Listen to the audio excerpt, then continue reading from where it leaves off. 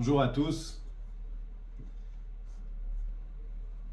On va faire un petit commentaire sur la paracha de Mishpatim et on va essayer de lier ça avec les événements que l'on vit en ce moment actuellement. La paracha de Mishpatim ouvre avec ce verset. Ve'ele Mishpatim asher tasim lifnem. Et voici les lois que tu vas placer, toi, Moshe Rabbeinu, devant eux, devant le peuple juif. Dans la Torah, les mitzvot, les commandements de la Torah, sont divisés en trois sortes. Il y a les mitzvot qui portent le nom de chukim, décrets. Il y a les mitzvot qui portent le nom de edut, des témoignages, et des mitzvot qui sont dans la sorte de mishpatim, des lois qui ont une logique. Chukim, ce sont des lois, des décrets que le bon Dieu nous a ordonnés et que il n'y a pas un autre niveau de logique à ces décrets. Par exemple, le meilleur des décrets qui est rapporté, c'est le chatnez. On n'a pas le droit de mélanger du lin et de la laine ensemble. C'est-à-dire d'un vêtement qui est fait de lin et de laine, c'est interdit de le porter. Ça, c'est un décret qu'il n'y a pas de raison logique. C'est un décret. Les témoignages, ça va être par exemple le Shabbat, qu'on est en train de célébrer Shabbat en témoignage que Akadosh Baruch Hu a fait le monde en 6 jours et le 7e jour, il s'est reposé. C'est la logique qui se cache derrière ce témoignage, c'est une logique. Derrière ce commandement, c'est une logique que l'on peut comprendre, que l'on peut concevoir. C'est-à-dire que si la Torah ne nous avait pas donné cette loi, alors on ne l'aurait pas accompli. Mais à partir du moment où la Torah nous donne ce commandement et qu'elle nous explique que c'est un témoignage, alors à ce moment-là, c'est une loi qui devient logique. La troisième sorte de commandement, dans les commandements, c'est, comme on a dit, le commandement de Mishpatim, les lois. Les lois, si on ouvre la paracha de cette semaine, on va voir que c'est des lois qui relèvent du social. Par exemple, si j'ai allumé un feu dans mon champ et il s'est propagé dans le champ de mon voisin, alors je dois payer les dégâts que j'ai causés en allumant mon feu et en ne l'ayant pas gardé. Donc ça, c'est des lois qui sont logiques. Mais voilà, la Torah, précisément sur ces lois qui sont logiques, nous dit Ve'ele hamishpatim asher tasim lifnehem, et voici c'est les lois que tu vas placer devant eux. Ça veut dire quoi devant eux? Rashi nous donne deux explications, et l'Admour Azaken, le Rabbi Shneur Zalman de l'Iyadi, nous donne une troisième explication. La première explication que Rashi nous donne, il nous dit, lorsqu'il y a un litige entre deux juifs, il faut aller se faire juger devant un tribunal rabbinique et pas devant un tribunal autre, dans un tribunal non juif. Pourquoi? Parce que la Torah, elle a cette capacité à juger. D'accord? Maintenant, les tribunaux non juifs ont aussi une véritable capacité à juger. Seulement, si je vais aller me faire juger dans un tribunal pas juif, alors à ce moment-là, ça va être un chilul Hashem, c'est-à-dire que on est en train de profaner le nom de Dieu, comme si que on avait besoin d'aller au tribunal non juif pour se faire juger. Donc ça, c'est la raison pour laquelle la Torah nous dit qu'en priorité, il faut aller dans un tribunal rabbinique pour se faire juger dans un litige entre deux juifs. Maintenant, si le tribunal rabbinique juge qu'il n'a pas la capacité de juger, ou si l'un des deux parties refuse, alors à ce moment-là, j'ai avec l'approbation du tribunal rabbinique, je peux aller me faire juger. Je peux aller apporter ce cas dans un tribunal non juif. Donc ça, c'est la raison pour laquelle la Torah nous dit, voici les lois que vous allez placer devant les tribunaux rabbiniques. Deuxième explication que Rashi nous donne, il dit c'est quoi Asher tasim lifnem que tu vas placer devant eux. Il dit que les lifnehem, c'est que Shulchan Aruch, c'est comme une table dressée. Ça veut dire quoi? Ça veut dire que lorsque Moshe Rabbeinu, Rashi explique, développe le sujet, il dit lorsque Moshe Rabbeinu va enseigner ces lois logiques, eh bien, il doit les enseigner d'une telle manière à ce que chaque juif puisse les comprendre d'une manière intégrale et pas avec tous ces détails et pas se dire bon, je lui dis c'est interdit de voler, ok, t'as compris, c'est interdit, c'est interdit. Non, il faut vraiment que la personne comprenne que c'est interdit avec tous les détails. Ça, c'est la deuxième explication. La troisième explication, c'est celle de l'Admour Hazaken. L'Admour Hazaken nous dit l'ifnem, c'est l'ipnimiyutam. L'ipnimiyutam, c'est-à-dire au plus profond de leur être, de leur âme. Ça veut dire quoi? Ça veut dire que lorsque Moshe Rabbeinu, tu vas devoir enseigner ces lois qui sont logiques, eh ben, les Juifs doivent les comprendre avec leur âme. Ça veut dire qu'ils doivent les accepter d'une manière que leur neshama, leur âme, les accepte. C'est-à-dire en plus profond d'eux-mêmes, comme on accepte quelque chose d'énorme, d'extraordinaire, alors que l'intellect ne peut pas l'accepter. Là, la Bouradakan, il dit la même chose, ces lois-là qui sont logiques, il faut qu'ils les acceptent de cette manière. A priori, s'il s'agirait des chukim, des décrets, alors à ce moment-là, je comprends pourquoi Moshe Rabbeinu doit faire tout ce travail d'expliquer au peuple juif qu'il faut accomplir ces lois-là. Je comprendrai pourquoi un juif doit faire un travail personnel pour pouvoir accepter à un tel point qu'il doit ressentir dans son âme qu'il doit faire ses mitzvot parce que Akadosh Baruch Hu nous a ordonné. Mais là, on est en train de parler de lois qui sont logiques.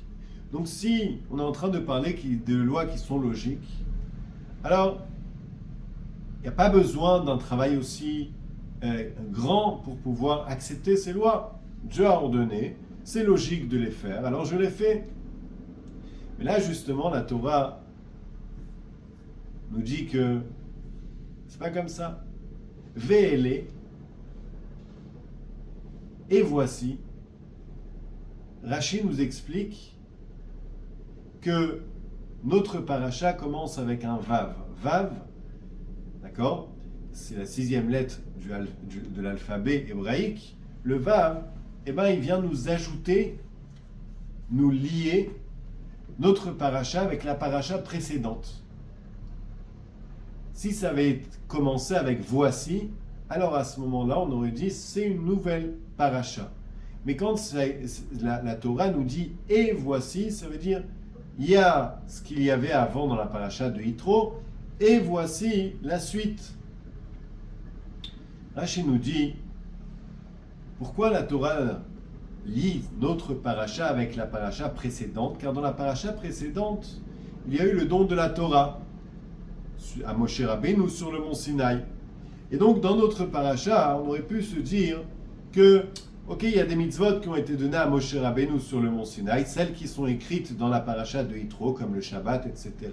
Mais dans la paracha de Mishpatim, alors c'est Moshe Rabbeinu qui les a enseignées. Mais ça n'a pas été donné à Moshe Rabbeinu sur le mont Sinaï. Sur ça, Rashi nous dit non. Même toutes les lois que tu vas voir dans notre paracha, ces lois logiques, ce sont des lois qui ont été données à Moshe Rabbeinu sur le mont Sinaï. Alors pourquoi la Torah a besoin de nous préciser que ce sont des lois qui ont été données à Moshe Rabbeinu sur le mont Sinaï, même si ce sont des lois qui sont logiques?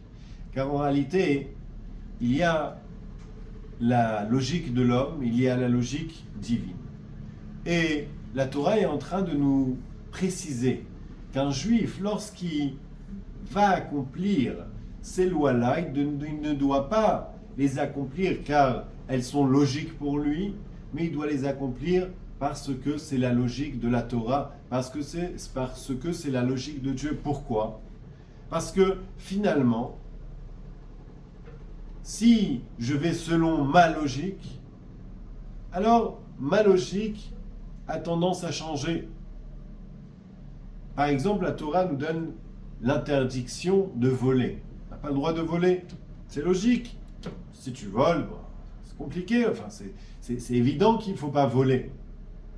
Socialement, on comprend que si on commence à se voler les uns les autres, ça va être compliqué. Mais la Torah nous dit non. Tu ne dois pas voler, pas parce que tu as compris, mais parce que la Torah te dit qu'il ne faut pas voler. Quelle est la différence ? La différence va être que si c'est une personne que je n'apprécie pas, et c'est une personne qui elle-même est un voleur, alors je vais dire, bon, c'est pas grave, j'ai le droit de lui voler. Pourquoi ? Parce que ma logique, elle va dire, attends, c'est un voleur. Alors si c'est un voleur, j'ai le droit de lui voler, il n'y a pas de problème. Ma logique, elle va dire, ah, mais de toute façon, il est très riche. Ah, s'il est très riche, je peux lui voler un petit peu, il ne va pas remarquer de toute façon. Ça, c'est le danger lorsque on va accomplir les lois logiques de la Torah parce que elles sont logiques et pas parce que le bon Dieu nous a ordonné dans la Torah de les accomplir. C'est qu'au moment venu, je vais accomplir ces lois et si ma logique va tourner un petit peu, alors à ce moment-là, je vais les accomplir. Je ne vais pas les accomplir. On voit ça, on a vu ça dans l'histoire, on le voit aujourd'hui aussi. Dans l'histoire, on a vu que malheureusement, lorsque il y a eu la Shoah, alors il y avait des lois qui étaient contre la maltraitance animale, très très fortes, ces lois-là. Où ça ? Chez les nazis, en Allemagne. En Allemagne, il y avait des lois qui étaient très fortes sur l'interdiction de maltraiter des animaux. Ah, c'est une loi qui est bénite. La maltraitance animale, oui, c'est très bien. Mais c'est une loi qui a été basée sur la logique humaine. Et à un moment donné, la logique humaine a dit, ça c'est des animaux, et ça, ce ne sont même pas des animaux. Et on a réussi à faire entrer ça dans la logique. Et on sait très bien ce qui s'est passé. C'est-à-dire que chez l'être humain, sa logique, elle va aller en fonction de ses sentiments, en fonction de ce qu'on va lui mettre dans la tête. Donc aujourd'hui, ça c'est logique, demain c'est pas logique. Dans ce cas précis, c'est logique, dans ce cas, c'est pas logique. Même aussi pour des très grandes choses. Il y a une histoire, souvent les gens se demandent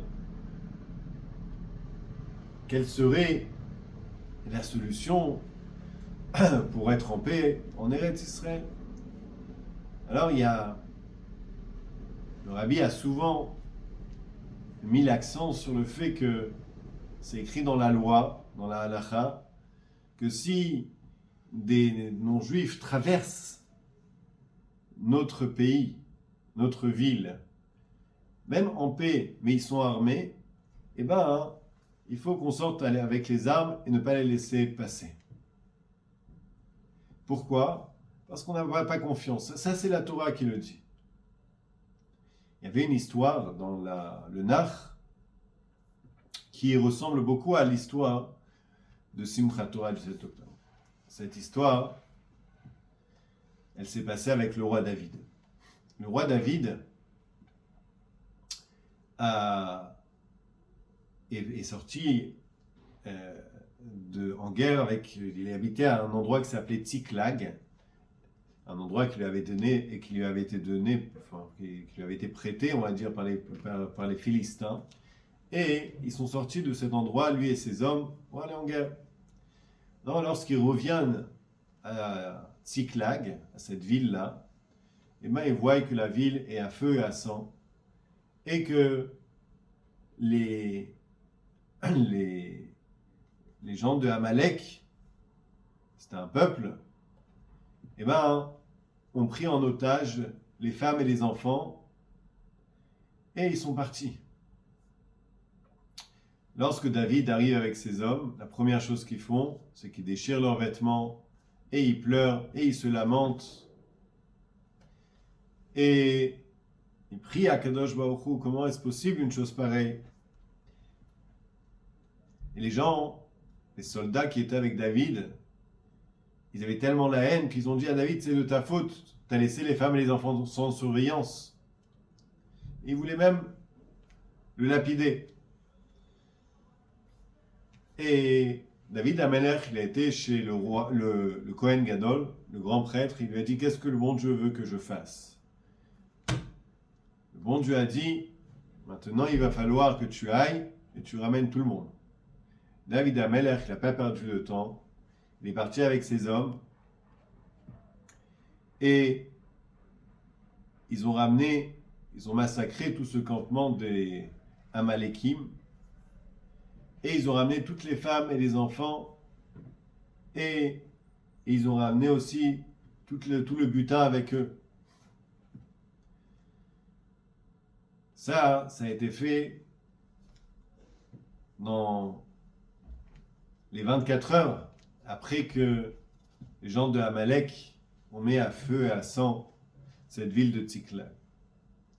C'est-à-dire que des fois, on va dire oui, mais notre logique, elle pense autrement. On ne peut pas. Et la Torah, elle te dit non, c'est pas comme ça. La logique de la Torah, c'est celle qui est la plus importante, c'est celle qu'il faut écouter. Ça, c'est une histoire qui nous montre à combien, quand la Torah te dit ça, c'est la logique, que quand tu vas vers ton ennemi, alors c'est ton ennemi et c'est pas ton ami, il faut pas avoir de compassion. Alors même si chez toi c'est pas logique, eh ben la Torah elle t'a dit, fais comme la Torah elle te dit. Montre un peu de force et ensuite tu vas voir que tout va se calmer et que ton ennemi va rester à l'écart. Ça c'est les paroles de la paracha de cette semaine. Ve'ele hamishpatim asher tasim lifnei. Ces lois qui sont logiques, un homme, un juif, ne doit pas les accomplir parce qu'elles sont logiques, mais il doit les accomplir parce que Akadosh Baruch Hu nous a ordonné dans la Torah de les accomplir.